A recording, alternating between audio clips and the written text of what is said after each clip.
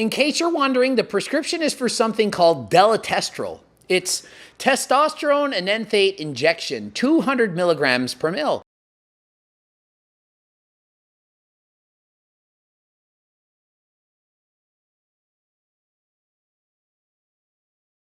What's up guys, Derek, moreplacemordates.com. Today we are going to be reacting to Greg Doucette. Again, he has a new update on his tricep injury, sort of. It's more so about the dropping of HRT. So if you remember in the last couple weeks, there's this big uproar about him coming off of TRT in order to expedite the reabsorption, the absorption of the calcification that had kind of built up in his tricep injury. And I kind of made a few videos kind of just recapping, giving my opinion on it, giving my analysis, sort of digging into some of the, like a bird's eye view of the research in terms of if it even makes sense to come off of HRT for that exact reason. And there was a lot of speculation as to if he was lying or not and blah blah blah. At the end of the day, the point is he was doing what his sports doctor told him, and then obviously expectedly when you come off of HRT cold turkey, you're going to start feeling not so great. And then you kind of have to weigh the risk to reward there. Do you want your quality of life to be lower and, try to recover to a natural baseline that's probably subpar in order to fix the tricep or not? And he deemed the tricep injury far too painful and problematic to continue with, in spite of the fact that HRT is something that he actually needs to function at a high quality of life, essentially. He thought that coming off, if it's something that may improve the healing of the injury, then why not give it a shot? Like the guy recommended it. He's not going to not listen to a specialist doctor that he'd been waiting however long to get to see, because in Canada, unfortunately, you're kind of in a shitty position where you kind of have to wait months and months to see somebody who's a specialist. And then once you do, you're not going to just write off entirely what they say. You've been waiting for this fucking long and you respect their opinion, obviously. So came off the HRT, it wasn't feeling so hot, made this video where apparently he is now back on HRT, which was essentially my prediction in the last video. I figured I highly doubt he's going to make it through this year without going back on HRT, because just the pros and cons, like the potential rectification of the calcification in the tricep from castrating yourself versus having a therapeutic amount of androgens and trying to, achieve the same outcome. Is the castration version going to be that much more better than this one? Like, probably not, in my opinion. I would highly doubt any individual with this exact tricep injury would be suggested to, castrate themselves to expedite recovery. It was only in his case specifically because I think the sports doctor interprets being on HRT like, oh, you have more testosterone than you need, so we should really reel it back and try and, see if the drop in androgenic signaling kind of fixes it, because, you would speculate that the abuse in the past may be what led to it to begin with. But, again, as you would expect, when you're essentially castrating yourself for a short period of time while your body's HPTA kicks back up, you're not going to feel so good. And even once you recover to, subpar baseline function, how much did it actually help fix the fucking thing to begin with? So he kind of talks about it in here and how he made the justification to actually go back on HRT. Coach Greg, and guess what, everybody? I can once again time travel. That's right, I'm back on HRT. Today's video, I'm going to be explaining what is my dose, why did they tell me to go back on HRT, how do I feel now that I'm back on HRT, and what's the update on the elbow. I'm going to be going over the PRP injection that I did, and what am I doing to get better. Okay, so he did the videos in the past, and I kind of went over all of those already.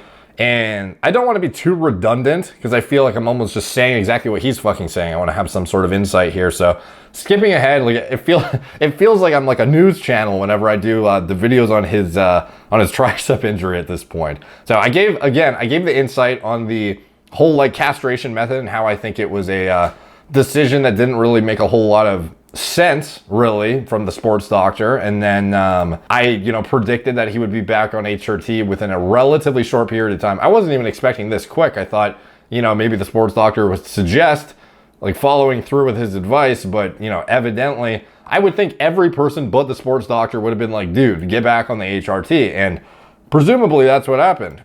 what a little bit of testosterone can do when you hardly have any at all. 3 days after doing a shot of only 100 milligrams of testosterone of the enanthate ester, I already could feel a difference in the gym.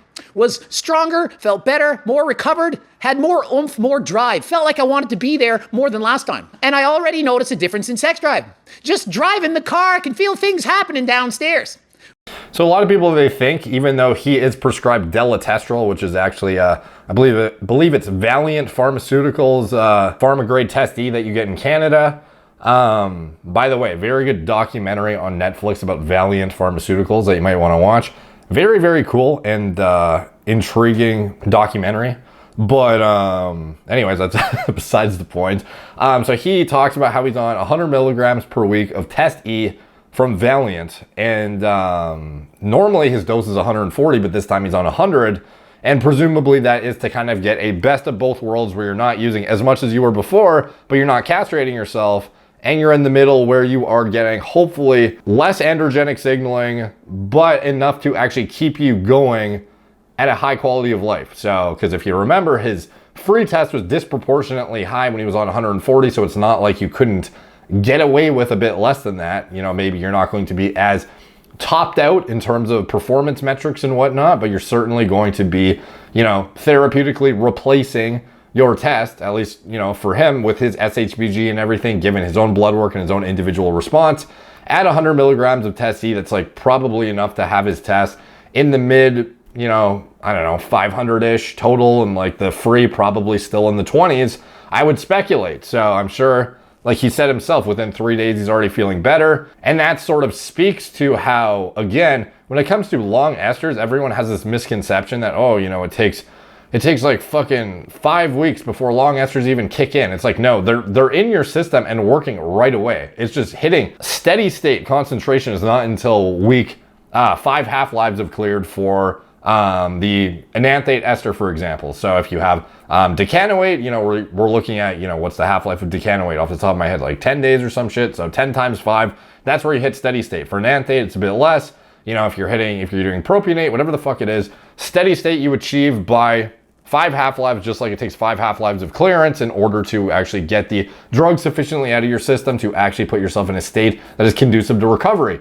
So for him, it's not like it's not working until week 5 just because it's enanthate. Rather, it's working right now, and you can see a difference already in symptom relief off the bat. So that's a huge misconception I see in the bodybuilding community, is everyone thinks, oh, you know, with long esters, they're not even in your system until halfway through the cycle. It's definitely not the case. They're working right away. Wasn't happening when I was off HRT. Reminds me of when I was a teenager. Okay, and then he shows his Valiant Pharmaceuticals prescription here. From Costco is where I got it. It says inject 0.5 ml intramuscularly directly every week for 4 weeks. So after 4 weeks, they want to retest my blood to see where are my testosterone levels? How am I doing? Was it enough? Was it not enough? Too much? It's just to make sure that you're monitored by your doctor to make sure that you're healthy. What have I always said? Ask your doctor. Get your blood work done. Make sure you're being monitored by your doctor. Don't break the law. Be safer than last time. So now in this part, he talks about PRP, platelet-rich plasma, as the next kind of intervention to try and expedite the healing of the tricep injury. Make it better. Yesterday, I went and had PRP done. Platelet-rich plasma was injected into my triceps. They took 60 cc's of my own blood and put it through a centrifuge and separated it into different bits. There's your platelets and plasma. Do you see that layer there of the, sort of, I guess, the yellow color? And I'm only getting the yellow stuff. Yeah, and even a little bit more specific than that, PPP, platelet core plasma. So this will collect the platelet core plasma as well, some injections or medications to do leukocyte core. This is the red blood cells that come in here, so we don't want to inject any of that. So one thing I've been highly tempted to do in the past is buy my own centrifuge. Like, a lot of people don't realize how cheap this shit actually is to do at home. If you were somebody who was, you know, qualified medically to perform a therapeutic phlebotomy, or you had somebody who, your significant other or somebody is qualified to do so, you could technically do therapeutically phlebotomize and spin your own PRP at home, you know, if it was, you know, you had the medical qualifications and whatnot, of course. So I've actually looked into this in the past to for injury recovery and shit like that. I never ended up following through, but it's very, very marked up service that actually is not that expensive to carry out. The platelet-rich plasma, the TRT, go directly into the syringe. Okay. That all happens within the last 30 seconds of this cycle. You should get about 3 to 4 cc's of TRT or platelet-rich plasma. That's what we inject in quick. So anyways, they end up injecting it into his tricep, and I'm going to skip the part where they inject it. Just not much point of showing that, even though it is, I guess, I don't know, maybe could be a good hook for my video, actually. I don't know, maybe I'll think about it. I don't know if it's YouTube friendly to show that as the hook, though. But anyway. Tendon itself in the hope to speed healing. And so I just got out of the PRP, so there it is. It's sore and it's gorgeous outside. It's literally 13 and a half degrees now. And I was gonna go for a bike ride outside, but they said I can't use my arm for 2 days, and just the weight of my arm, and like, you might think that bike riding is just legs, but trust me, if you're outside riding a bike, you're going to be using your upper body a lot, so it would be too much. So unfortunately, I don't get to ride outside. It was plus 16 and a half in some locations here in Halifax, but because the triceps had just been injected, I was in a fair bit of pain, and it would have been stupid to go on a bike ride because you're actually using a lot more upper body strength than you think when riding a bike. Again, then here he talks about what other compounds he's actually going to be using to try and encourage recovery as well, which is some of the stuff he's already touched on in the past about, like, why would you not be using BPC? Why would you not be using TB500? Why would you not be using growth hormone? This is kind of his circling back to that and explaining what he's going to be using, why, and what the future plans are. So what else am I going to be doing? Well, I've been in contact with several physiotherapists and experts from around the world, and what I'm going to do is I'm going to be doing TB500 and BPC 157. Hopefully that will help speed the repair of the triceps tendon. I'll also be working on shoulder flexibility, and I'm going to discontinue doing eccentric training of the triceps.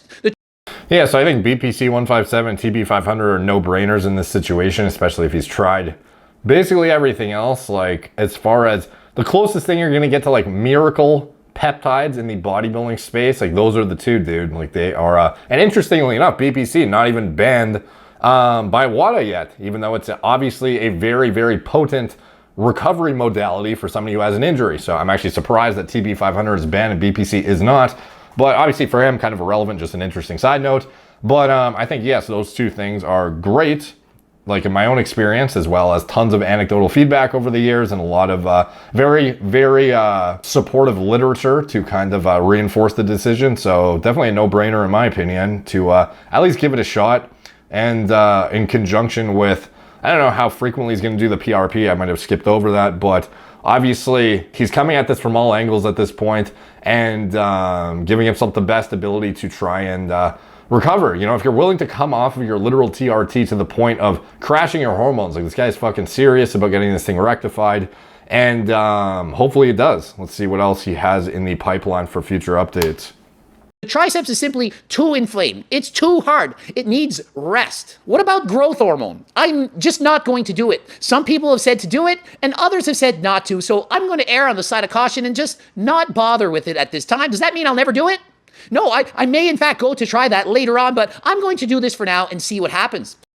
Yeah, like if I was to choose between BPC 157, TB500 combo, and GH, assuming there was even a point of choosing, I would be choosing the localized peptides. Well, obviously TB500 more systemic, BPC more localized, but the pro-angiogenesis you get from these peptides, the actual like targeted recovery outcomes you get from it seem to be superior than just like broad spectrum GH. That's just in my experience personally, as well as anecdotally from what I've seen, they seem to be more effective in terms of directly helping a injury. There's no other way to put it really. So GH is a great compound for recovery, injury proofing the body, improving tendon integrity, etc. But when you have so many like pro-angiogenic compounds in your system too, especially when you're getting into your 40s, obviously in the back of your mind, you're going to have cancer risk thoughts.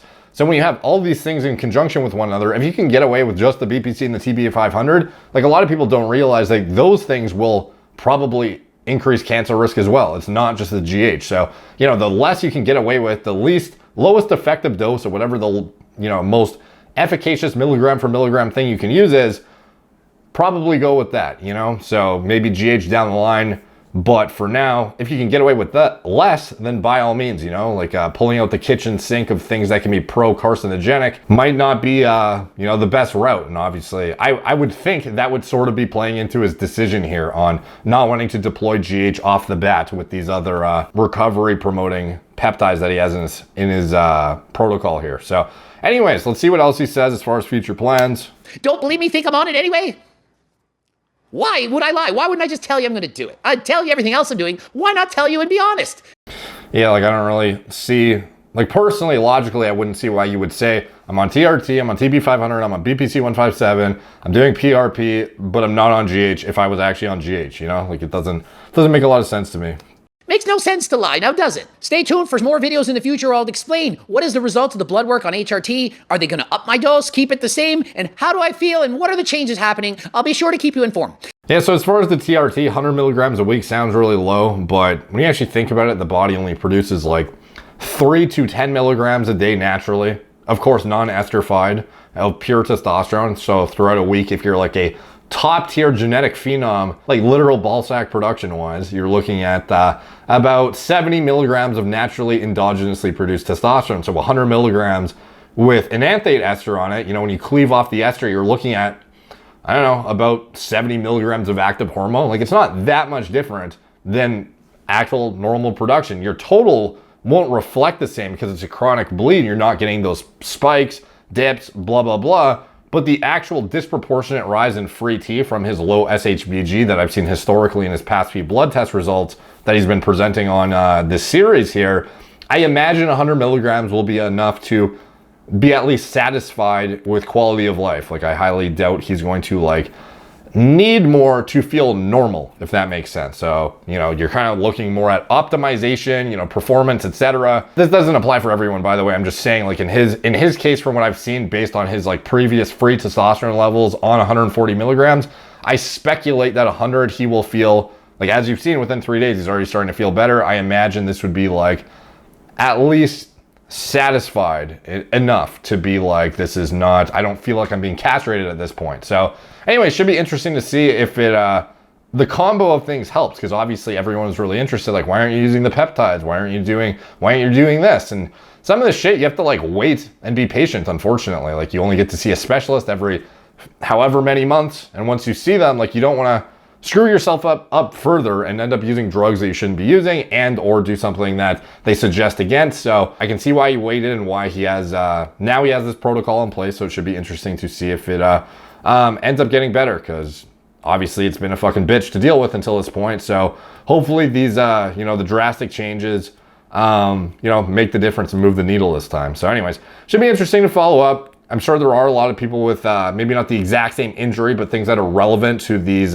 the therapeutic application of these peptides. So definitely interesting as this log progresses to follow along and see their kind of, their potential. Because this is a very weird, not weird, but like an obscure kind of injury that you would probably think is, like if it can be rectified by these compounds, that really shows how promising they are for things that are less serious, the things that most of us are probably more so dealing with. But again, one warning, word to the wise that I should say about these compounds is if you don't have a serious injury or something that actually warrants the use of these, don't just haphazardly use them because you're sore or you think you tweaked something or whatever. Like you think, oh, you know, I tweaked a little something on the bench press the other day. Like see if you can, if it's a little thing that you can actually fix naturally, don't literally inject pro-angiogenic compounds into your system every single time you have a little tweak or a little whatever. Like he has a major fucking injury that's like debilitating to the point that he can't even do his cycling the way he wants and weight train the way he wants. So if you have like a little fucking tweak here or there, don't just go injecting BPC thinking that's like, oh, you know, a injury prevention modality. It is a very potentially pro-cancer compound too. It's not just GH that does that. So just be careful with it, but it definitely is a Great compound in the right application. So it should be interesting to see the follow-up on this. So anyways, thank you guys for watching. Like, subscribe, check out my blog, moreplatesmoredates.com. Follow me on Instagram at moreplatesmoredates, Facebook, Snapchat, BitChute, Twitter, TikTok, Apple Podcasts. If you want to support the channel, you can check out anything I'm associated with in the video description below. My TRT clinic, it's all telemedicine from the comfort of your own home. Gorilla Mind, nootropic formulas, Gorilla Mode, pre-workout formulas. I design myself from scratch, and anything else I'm associated with, including my recommended lab tests and diagnostics. It's all in the video description below. Thank you guys for watching. Talk to you soon.